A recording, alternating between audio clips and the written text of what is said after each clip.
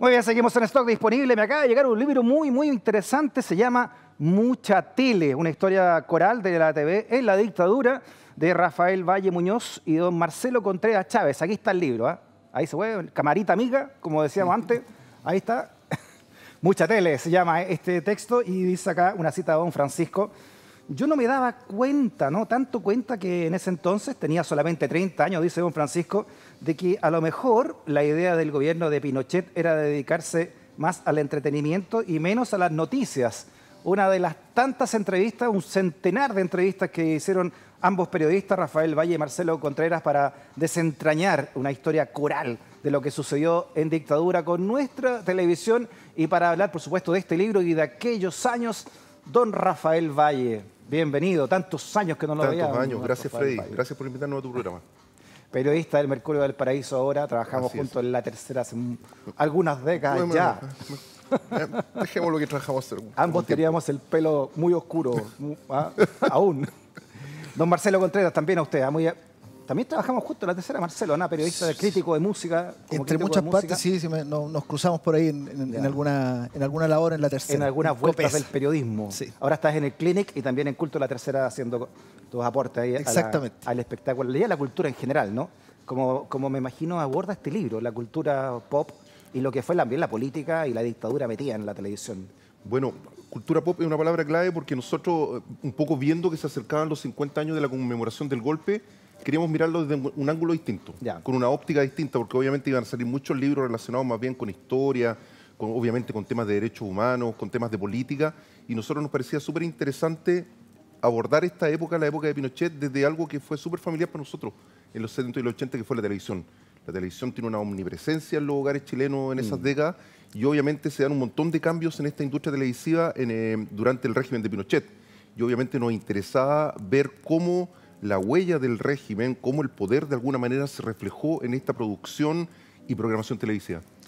Y tempranamente teníamos una hipótesis de trabajo que era que, a pesar de que estábamos en dictadura y a pesar de que se sabía evidentemente que en el ámbito informativo había una mordaza, programáticamente era distinto. Programáticamente tú tenías programación para niños, para la dueña de casa, para el adolescente, para el marido que llegaba chato en la tarde y quería ver mujeres con poca ropa, probablemente en un programa como Sabor Latino. Toda la familia tenía una programación que hoy en día, si tú lo comparas con la televisión que existe hoy, los canales abiertos, las señales abiertas, es bastante más atomizado, bastante más jibarizada las opciones programáticas. Claro, uno como periodista del ramo tiene la noción, ¿no? Y también como niño que creció en dictadura y veía todos los días a Pinochet en el 60 minutos.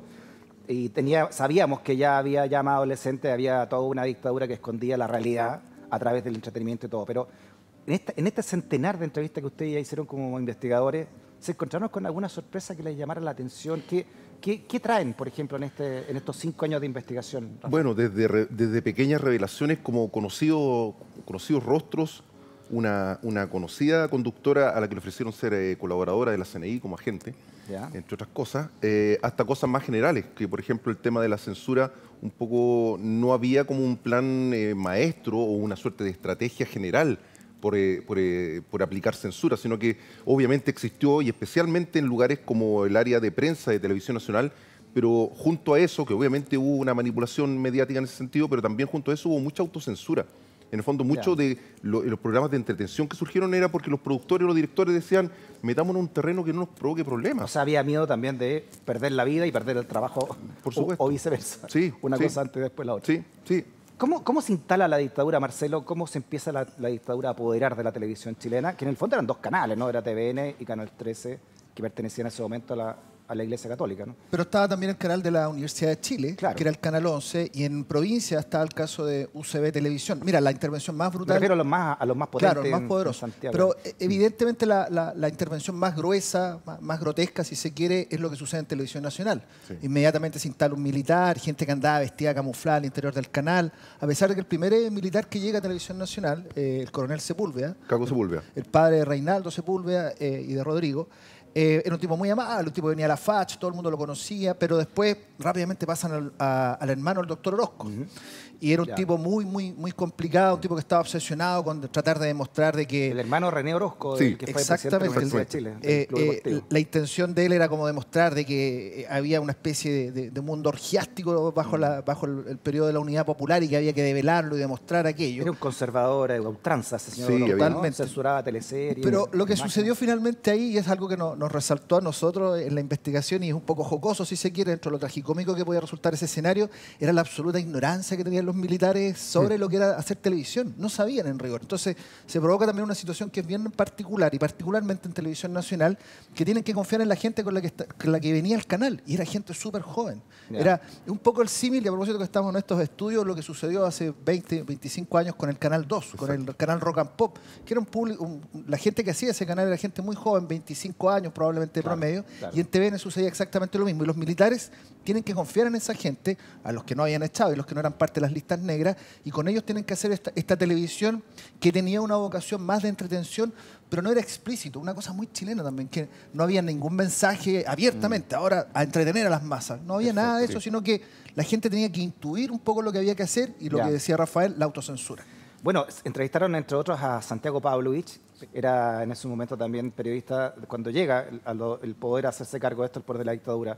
¿Qué dice Pavlovich de esos tiempos? O sea, básicamente que nunca se hizo menos, lo que él vio, nunca vio menos periodismo informativo que lo que se vio en Televisión Nacional en los primeros años, en términos de censura del departamento de prensa. O sea, por eso mismo Pavlovich agarra como la trinchera de hacer noticias internacionales, porque acá estaba todo, era imposible informar en el fondo, no se podía, era imposible hablar de contingencia dura, era imposible pasar de la raya un poco de las pautas informativas. O sea, ahora, claro, Santiago dice, la distancia del tiempo, tú sabes que hay juicios que pueden ser un poco fáciles, quizás un poco reduccionistas. Entonces, claro, hoy en día la gente dice, bueno, ¿y por qué no informaron de los muertos en el Mapocho, de los enfrentamientos, o más bien de las matanzas que hacían los organismos de seguridad? Bueno, es muy simple la respuesta, no se podía. O sea, si alguien hubiera osado hacer aquello, te echan. Y fíjate que una demostración, y esto es parte de uno de los tantos absurdos que sobre todo sucedieron en Televisión Nacional, la señora Lucía, la esposa de Pinochet, Lucía Iriart, que tenía un poder increíble, un equipo asignado solamente para ella, para cubrir todas sus actividades todos los días. Claro. En una ocasión ella hace un acto de fin de año en el Estadio Nacional y no había mucha gente. Sí. Y hacen la nota, muestran un paneo, echaron a la periodista y al equipo que estaba a cargo por no haber tomado las precauciones de que se viera más gente. Entonces, era ese tipo de arbitrariedad, de situaciones absurdas, un poco Ella era una faraona, ¿no? Totalmente. Sí. Todo, o sea, en el gobierno de... Bueno, hay un libro también de Alejandra Mato que lo explica muy bien, ¿no? El poder que tenía esta señora. Bueno, el chiste interno dentro de 60 minutos, que era el noticiario que inaugura el régimen, el chiste interno era el show de Lucy. O sea, porque ella todos los días tenía que tener pantalla, tenía que tener un camarógrafo que la seguía en todas sus actividades. Y claro, era dramático cuando algo no cumplía con las pautas que pedía la señora en términos de cuánto tenía que aparecer en pantalla. Y todo estaba cronometrado, ¿eh? Tú tenías que, ella medía con tiempos cuánto estaba al aire sus informaciones, y si salía menos el tiempo reclamaba, dejaba las cosas. Ahí estamos con 60 minutos, que le decíamos todos 60 mentiras por minuto, era el nombre que se le conocía popularmente.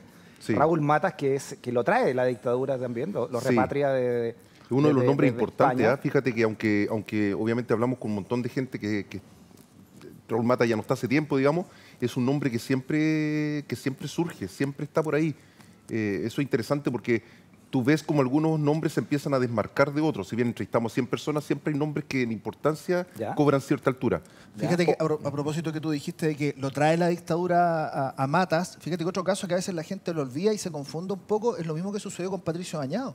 Patricio Bañado él se fue de Chile en plena Unidad Popular porque no le gustaba el gobierno de Allende, y vuelve a Chile el 74. Vuelve de la radio y televisión suiza y vuelve a Televisión Nacional derechamente. Y a 60 minutos. Y a 60 minutos. Y él trabaja largo tiempo y termina saliendo a Televisión Nacional porque se lleva muy mal con Antonio Bodanovich, que Antonio Bodanovich, una faceta que probablemente el gran público desconoce, Bodanovich no solamente era un rostro, un animador, uno de los grandes animadores que tuvo Televisión Nacional, sino que además era gerente de programación de TVN. Gracias a él, por ejemplo, pudimos ver series como Hulk, El Hombre Increíble, porque él iba con un maletín con miles de dólares a comprar series al extranjero. Importante, llegó a ser un ejecutivo importante. Claro. También, ¿no? El Festival de la UNA parte con la gestión también de Bodanovich como gerente de programación. Bueno, claro, y se llevan muy mal con Pato Bañados, y ahí Pato se va y se termina en el canal de la Universidad de Chile, donde también sale. Claro, Pato Bañados, que termina diciendo, esto no lo leo porque es mentira. Sí, cuando está ya después en el Canal 11. Claro, porque era un rostro importante, muy importante de la televisión chilena. Ahora, y Alfredo Lamadrid nos cuenta en el libro, dice, bueno, eso es verdad que lo dijo Bañados, pero en realidad lo dijo también, en la versión de Alfredo, porque Pato Bañados era primo de Eduardo Frei Montalva. Entonces, era más bien, según la lectura de Lamadrid, era un asunto más bien familiar, que de política. Y de hecho, él no sale por ese incidente, después sale por otra situación, termina saliendo Pato Bañados, que al final, con Rafa era parte de un chiste interno ya. Sí. Pato Bañados era una especie de guerrillero para nosotros en nuestras historias, porque Pato Bañados, toda parte que iba, complicado, conflictivo. Siempre un díscolo, de alguna manera. Era un díscolo. Oye, llamó mucho la atención el tema de Pato Bañados, ¿no? En sus momentos en televisión. A todos nos llamó la atención cuando vimos La Franja del No la primera vez y aparece Pato Bañados como el hombre ancla, porque era el gran rostro de la credibilidad en ese momento. El único que cobró por participar en la campaña, hay que decirlo también. Fue el único. El resto, toda la gente que trabajó en la campaña del No, toda la gente lo hizo gratis, pero el único que se le pagó fue a Patricio Bañados. Le pagó su sueldo. Absolutamente. Oye, acá estoy leyendo un hito que se llama autocensura, que ustedes hablaban tras el golpe. Marcelo, tú señalas que todo el mundo tenía claro que no podían pasarse ¿no? de ciertas líneas que estaban ahí. Sabían que no solo significaba perder el trabajo, sino también la posibilidad de encarcelamiento. ¿Cómo se vivió la autocensura? Algo ustedes ya adelantaron, pero ¿cómo se vivió? ¿Qué ejemplos claros no ustedes lograron recabar de la autocensura cuando se trabajaba en televisión en dictadura? Bueno, si tú haces recuerdos, por ejemplo, el propio 60 Minutos, y hoy en día, gracias a YouTube, uno puede revisar las notas, era todo un acto oficialista. Insistimos en esto, nunca hubo órdenes explícitas de parte de la dictadura en los canales, de decir, como el propio don Francisco lo dicen, lo tenemos destacado en nuestro cintillo, de que no había ninguna una verdadera orden. Ahora se van a dedicar a entretenerse. Entonces todo era como, sabemos hasta dónde nos podemos mover, y eso dejaba un margen también para que la gente tomara demasiadas precauciones. Y sé que no me acuerdo, Tita Colodro nos contaba, todo el rato era autocensura. O sea, nosotros funcionábamos todo el día con esa lógica. No era algo que se conversara incluso, sino que ellos sabían inmediatamente de qué manera no meterse en problemas, evitar las situaciones. Ahora, insistimos también, que es algo que la investigación a nosotros nos arroja. Todo esto era un caso a caso. El tratamiento que tenía la dictadura y la relación que tenía la dictadura con Televisión Nacional respecto de Canal 13 era muy distinta. Canal 13 tenía ciertas libertades que el resto de los canales no gozaban. Absolutamente. O, por ejemplo, canales como UCB Televisión, que en algún momento empezaron a hacer programas de política a mediados de los 80, con el Cote Evans, Hernán Precht, y ellos, de una manera oblicua, evitaban esta dictadura. Cada cierto tiempo a Cote Evans lo llamaban de dinaco y le decían, nosotros no somos tontos, nos damos cuenta de lo que estaba haciendo. Y son personas que eran más bien de derecha, pero igual aún así eran censuradas. Es que eso era cosa también con la gente de derecha. Por ejemplo, Eliodoro Rodríguez es una figura transversal. O sea, respetado por Moro y cristianos, por decirlo de alguna manera.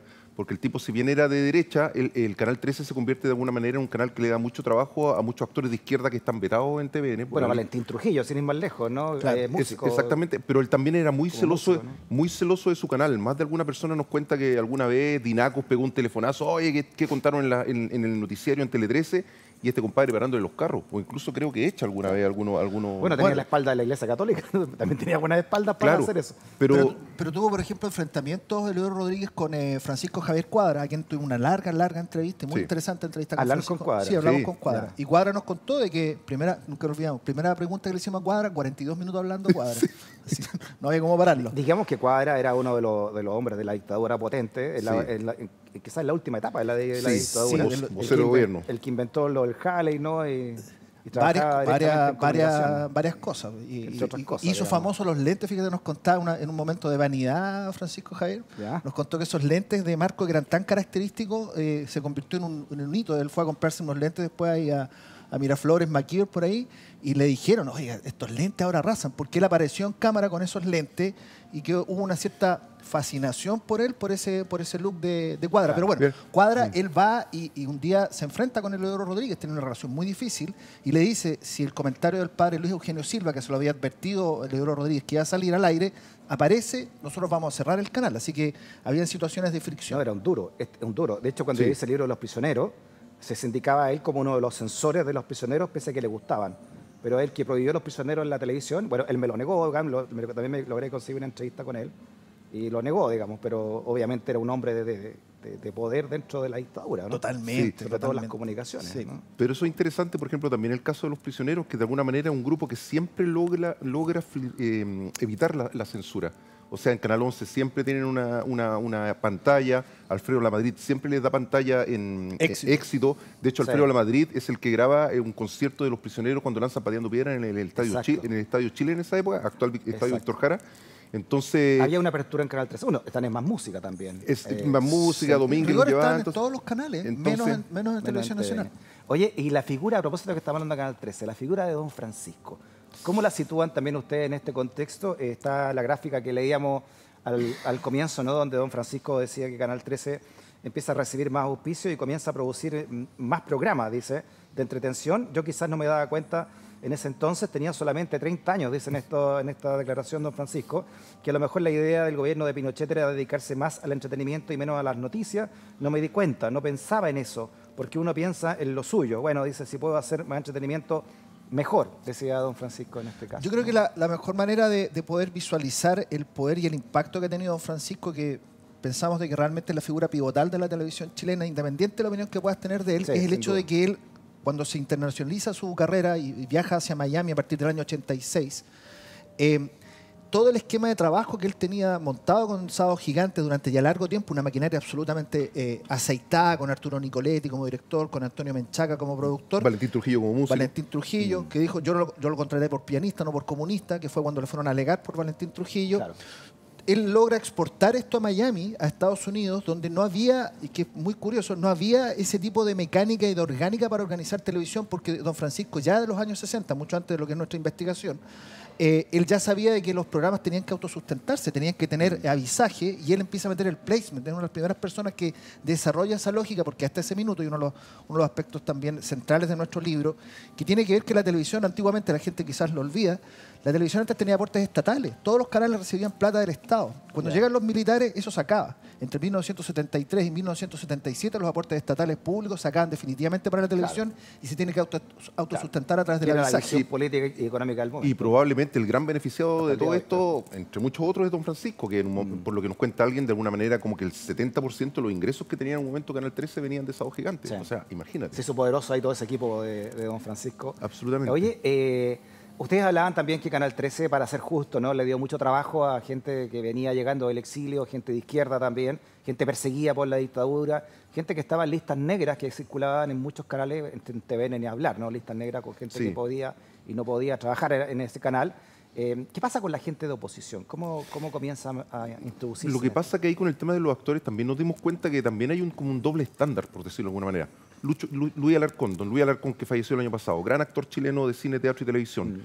Él, un hombre de izquierda, sabían que era de izquierda, pero él es uno de los grandes villanos de La Represa, que es una teleserie emblemática en Televisión Nacional en los años 80. Entonces, Betancourt. O sea, si alguien servía y marcaba bien, digamos, ya, o sea, la lista negra no corre, ¿cachai? Ya. Mira, algo que nos dice Fernando Alarcón, que fue uno de nuestros primeros entrevistados, decía, siempre a nosotros nos acusaban, en el caso del Happening, que éramos el circo de la dictadura y todo eso, decía, todos los actores que trabajaban en teleseries, todo el mundo sabía que eran de izquierda. Entonces, ¿por qué siempre nosotros solamente, hablando por el Happening? Sí, disculpa, pero también es un gremio que es finalmente de izquierda. Entonces, si no tenía elenco, que había gente de izquierda, te quedabas sin elenco al final, ¿no? Sí, pues si en el TVN era el chiste como, bueno, ¿con quién vamos a hacer la teleserie? ¿Con Silvia Piñeiro? Claro. Y es como eso.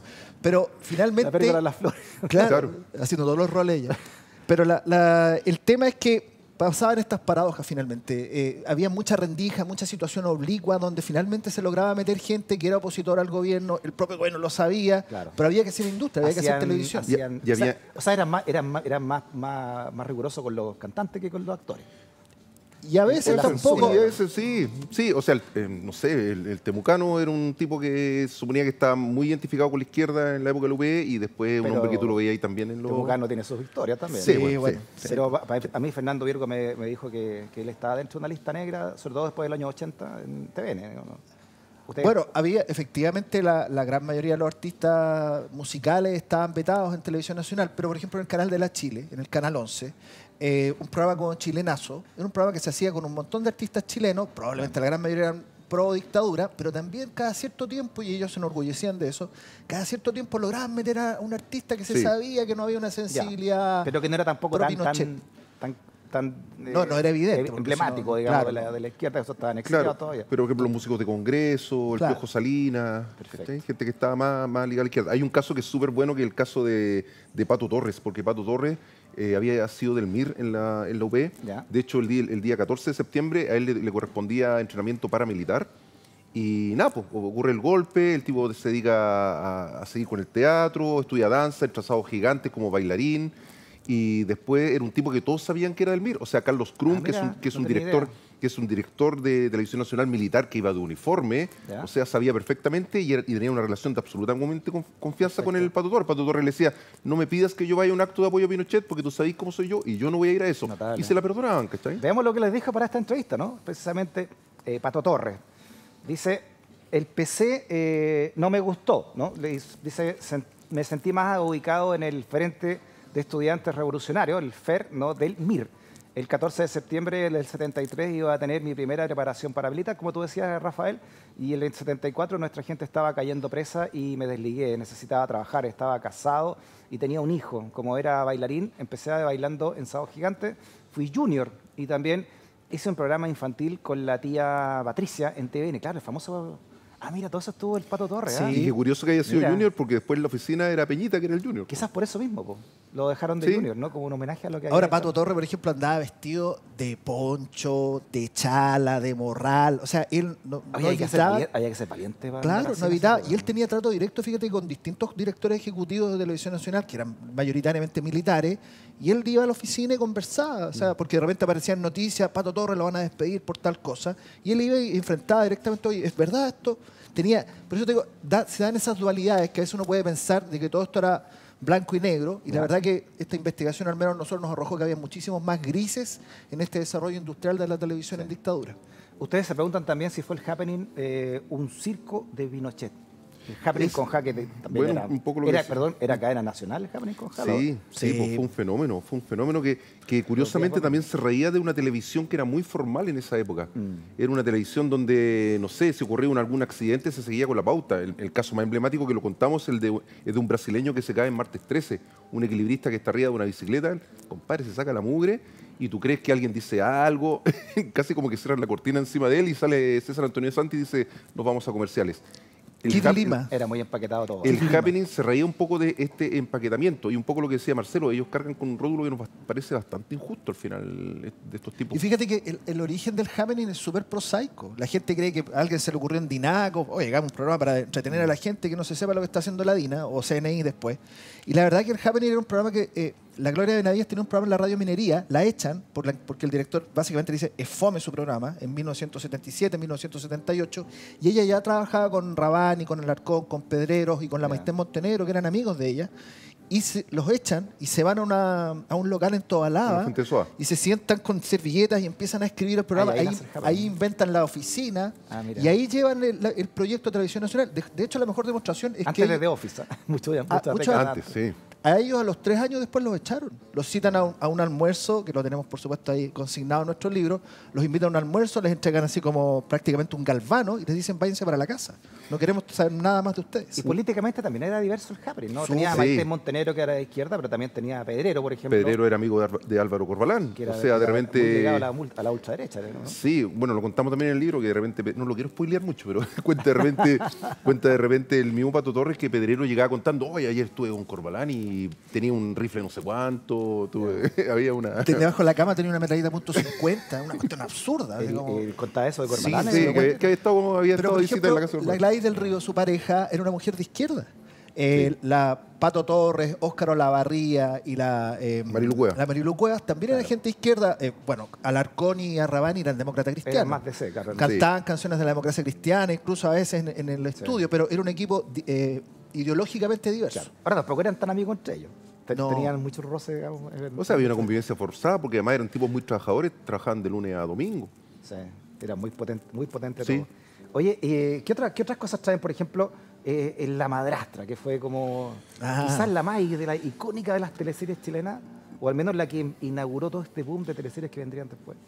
Ahí la figura que resalta es la de Arturo Moyagrau, por un lado, este guionista de Valparaíso que había tenido un gran éxito haciendo teleseries y radioteatros y tiene una carrera en México. Y por otro lado se tiene que confrontar, y una vez más, estas situaciones generacionales, tiene que confrontarse, entre comillas, con Óscar Rodríguez, que era un director súper joven, un tipo que no tenía experiencia en teleseries, y inician una relación un poco de amor-odio hasta que finalmente se hacen amigos. De hecho, Óscar Rodríguez... Moyagrau, dramaturgo, por supuesto. Y Óscar Rodríguez, y mañoso el caballero. Nos contaba que, bueno, que después se hicieron amigos y se iban a Valparaíso a carretear, pero era una persona muy difícil. Walter Klige con Yael Unger, la protagónica. Sí, inolvidable. ¿Quién mató a Patricia? Estamos todo Chile preguntando quién había matado a Patricia. Así es. Bueno, eso fue una situación bien absurda también porque acuérdate que el diario La Tercera hizo un concurso para saber quién había matado a Patricia y contrataron a un detective, hicieron ir a los actores a la redacción de La Tercera, por supuesto ataviados como los personajes, para ser interrogados por este detective para saber quién diablos había matado a Patricia. Se firmaron 4 finales. Óscar Rodríguez tuvo que rogarle a Moyagrau que por favor le dijera quién había matado a Patricia, porque le decía, tengo que saberlo por último para cómo dirigir las cámaras, pero no puedo hacer... Grabaron 4 finales en el Hotel Carrera, si mal no recuerdo. De hecho, llevaron a una notaría el capítulo final también para tomarse resguardo. Todo así secretísimo, Sí, absolutamente. Bueno, y fue un golazo, pero al final, independiente, o sea, este golazo además fue un golazo que cambió hábitos y tortas publicitarias y cambió en el fondo porque entramos en un momento en que la teleserie le empieza a entregar al noticiario que viene después. Exacto. Que en este caso era Tele 13. O sea, Tele 13 empezó a tener unos ratings y más encima Tele 13 por mucho era considerado como el noticiario de oposición. O sea, el que podíamos ver, ¿no? Exactamente. Claro, de alguna manera, ¿no? De hecho, Cuadra lo dice. Cuadra dice, él no veía Televisión Nacional, no veía 60 minutos porque sabía que estaba completamente parcializado. Además trabajaba... periodistas trabajaban junto con la DIN y la CNI luego, ¿no? Bueno, eran como agentes de la... Bueno, Gassi Jalil nos contaba eso. Gassi Jalil, editor histórico también de TVN, ¿no? Y de Informe Especial, durante un periodo, Gassi Jalil nos contaba que él llega de Punta Arenas el año 82. Él trabajaba en Televisión Nacional en Punta Arenas, de donde es oriundo. Y nos contaba que llegó a Santiago y le chocó ver en los pasillos de TVN y sus colegas andaba gente con identificación de servicios de seguridad de la dictadura y se jactaban. O sea, yo soy de la CNI, ¿cachai? Sí. O Pablo Aguilera decía que llegaba a 60 minutos y en una pizarrita estaba anotado que en la noche iba a haber un enfrentamiento que había que ir a grabar. Había que ir a cubrir, claro. Bueno, y muchos cercanos. Hay uno Julio López Blanco que tenía muchas primicias.